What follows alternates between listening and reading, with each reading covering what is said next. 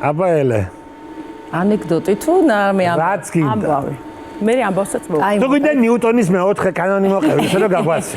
მოკლედ მოვყვები, ანუ სტუდენტობის პერიოდია და მეგობრები, ანუ ერთი გურული ყავს მეგობარი გოგო ქეთი იწკრველი ეხავს გერმანიაში ცხოვრობს. ხათაშორის მოვიკითხავთ აქედან ჩვენს ქეთუნას და მაიკო კაჭკაჭიშვილმა დაწერა ჰიმნი.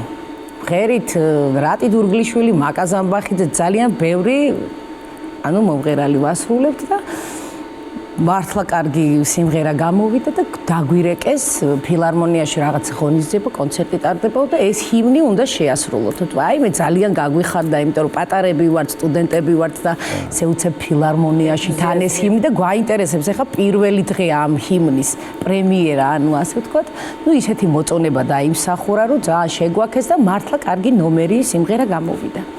წავედით ყველანი ჩემთან იმავე დღეს კონცერტიდან დავრჩით ჩემთან და ნუ მეორე დილაა და მაიკოს ურეკავენ ტელეფონზე.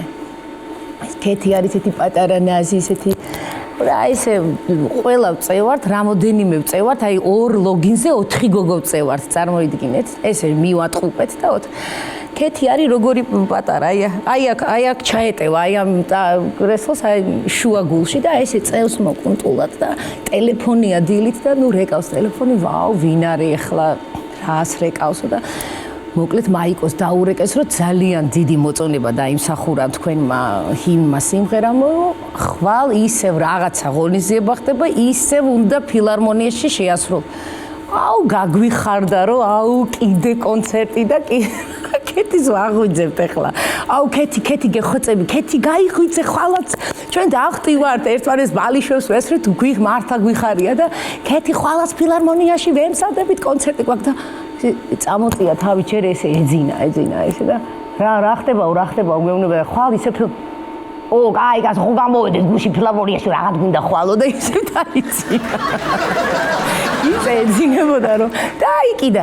კაი გას გუში ხო მივღერეთ ფილარმონიაშიო და გაუხარდა ჩვენ კიდე მოვკვდით, დავხტოდით სიხარულით და ნუ მოკლედ ეძინა და რა ეკნა ახლა იმასაც.